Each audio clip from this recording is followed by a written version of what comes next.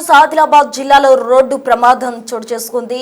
ఉట్నోడు మండలంలో RTC bus వాగులోకి బోల్తా కొట్టిన పరిస్థితి అక్కడ చోటు చేసుకుందని చెప్పాలి. ఈ ఘటన అంతా కూడా ఆదిలాబాద్ జిల్లాలో జరిగింది. ఆదిలాబాద్ జిల్లాలో ఉన్న ఉట్నూరు మండలంలో అదుపు తప్పి ఓ ఆర్టీసీ బస్సు వాగులో పడిపోయింది.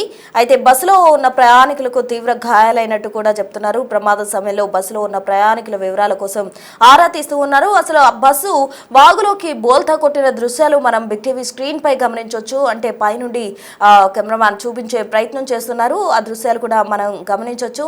అంటే బస్సు పూర్తిగా కూడా డ్యామేజ్ అయిపోయింది. ఆ మిర్రర్స్ అని ఫ్రంట్ ఉన్న మిర్రర్ కావచ్చు, లేకపోతే సైడ్ మిర్రర్స్ కావచ్చు, మొత్తం అన్ని కూడా ధ్వంసమైన పరిస్థితి అక్కడ మనం గమనించవచ్చు. అంటే ఒకవైపుకి బస్సు పడిపోయింది. అంటే ఎవరైతే ఆ బస్సులో లెఫ్ట్ సైడ్ కి కూర్చొని ఉండుంటారో వారందరికీ కూడా బలమైన గాయాలు తగిలి ఖచ్చితంగా కూడా వారు హాస్పిటల్ పాలై ఉంటారు. ఎందుకంటే ఆ ప్రమాద తీవ్రత మనకి కనిపిస్తూ ఉంది.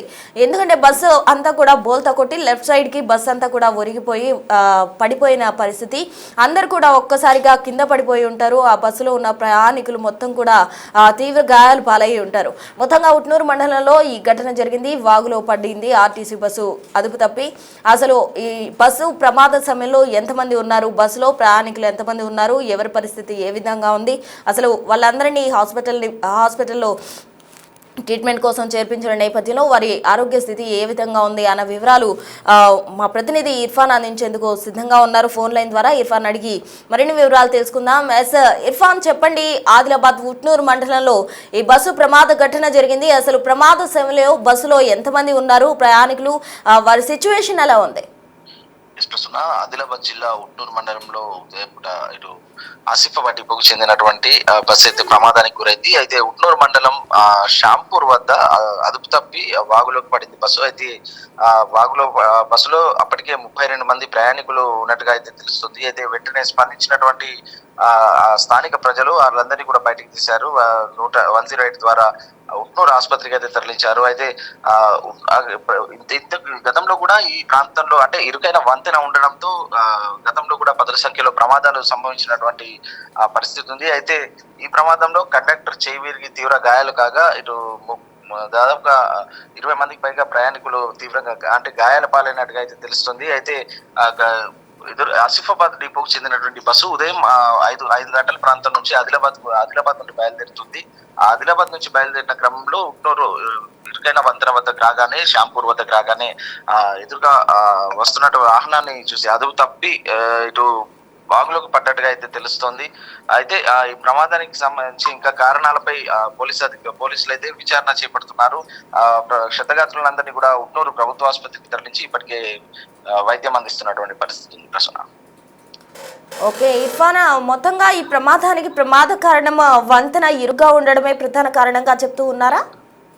ఇటు వంతెన ఇరుగ్గా ఉంది. ఒక వాహనం వెళ్తే మరొక వాహనం వెళ్ళలేని పరిస్థితి. అది అక్కడ ఇప్పటికే ఉదయం పూట చిన్నగా చిరుజల్లులు అంటే వర్షం కురుస్తుంది, మంచు కురుస్తుంది. ఆ సమయంలో ఒక్కసారిగా డ్రైవర్ అదుపు తప్పి ఆ బస్సును లెఫ్ట్ సైడ్ కి పోనివ్వడంతో అదంతా వాగులోకి పడినట్టుగా అయితే తెలుస్తుంది. ప్రశ్న మొత్తానికి ఇటు ప్రమాదానికి కారణాలు ప్రాథమిక విచారణలో ఏదైతే బస్సుకు సంబంధించి అదుపు తప్పి పడిందనే కారణాలు అయితే తెలుస్తుంది. ఇర్ఫాన్, అయితే పదుల సంఖ్యలో కూడా వంతెన వైపు వెళ్తున్న బస్సులు గతంలో అంటే చాలా ప్రమాదాలు చోటు చేసుకున్నాయని మీరు అన్నట్టు వాస్తవానికి జరిగాయి. మరి వాటన్నిటి దృష్ట్యా అసలు అధికారులు ఏమైనా చర్యలు తీసుకునే అవకాశం ఉందా? ఇటు తరచుగా జరుగుతున్న ఘటనల దృష్ట్యా ఏమైనా వంతెన ఎక్స్పాండ్ చేయడం కావచ్చు, లేకపోతే ప్రత్యామ్నాయంగా ఏమైనా ఏర్పాటు చేసే అవకాశం ఉందంటారా?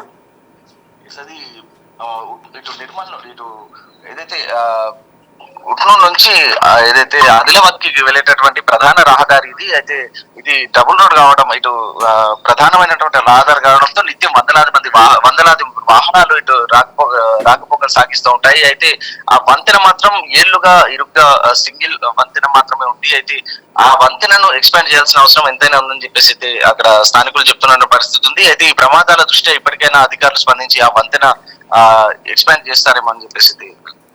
బస్ డ్రైవర్ సిచ్యువేషన్ ఎలా ఉంది? ఆయన ఏమన్నా చెప్తున్నారా? అసలు ప్రమాదానికి గల ప్రధాన కారణం ఏంటి? అసలు అంటే అదుపు తప్పి పడిపోయిందా, లేకపోతే ఏదైనా ఇతర కారణాలు ఉన్నాయా అన్న దానికి సంబంధించి డ్రైవర్ ఏమైనా మాట్లాడడం జరిగిందా? ప్రస్తుతం డ్రైవర్ కూడా స్వల్ప గాయాలైనటువంటి పరిస్థితి ఉంది. అయితే ఆయన అప్పటికే ఆసుపత్రికి తరలించారు. డ్రైవర్ మనకు అందుబాటులోకి రాలేదు. అయితే అక్కడ ఉన్నటువంటి స్థానికులు ప్రయాణికులు కొంతమంది చెప్పినటువంటి వివరాల ప్రకారం డ్రైవర్ అదుపు తప్పి బస్సు లోయలో పడింది అనేది తెలుస్తుంది ప్రస్తుతం. Okay Irfan, thank you.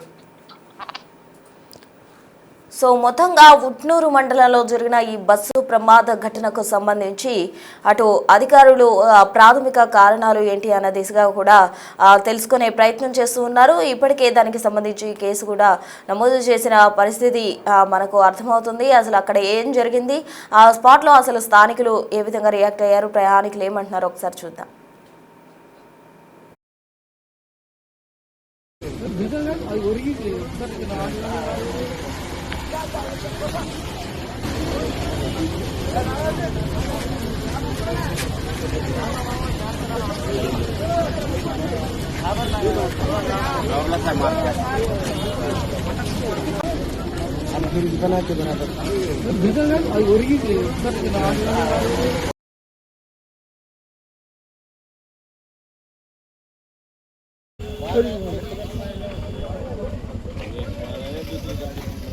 मध्य को नहीं है नहीं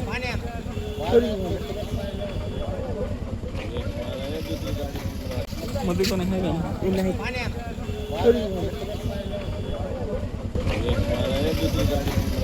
मध्य को नहीं है नहीं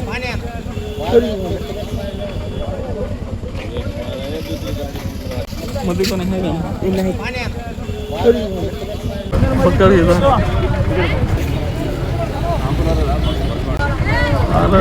पकड़िए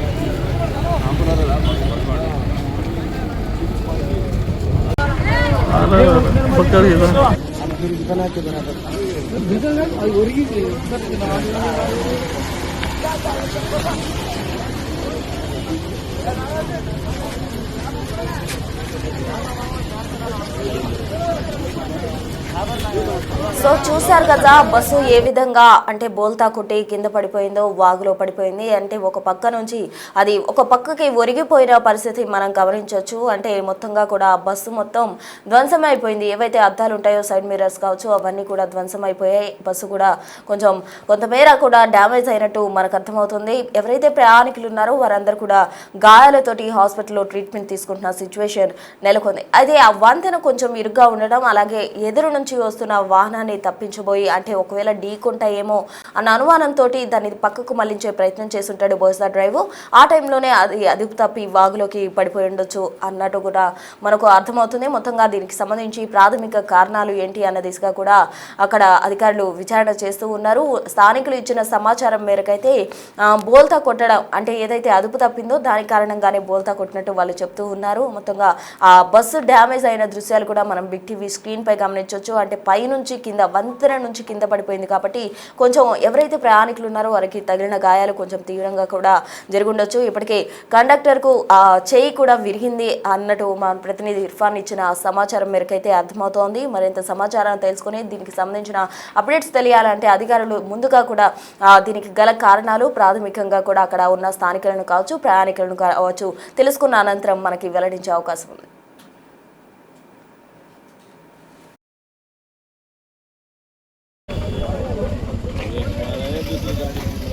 मध्य को नहीं है नहीं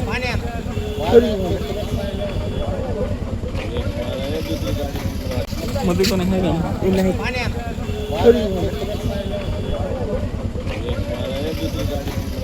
मध्य को नहीं है नहीं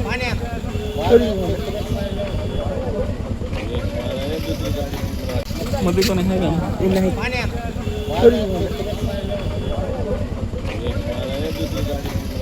मध्य को नहीं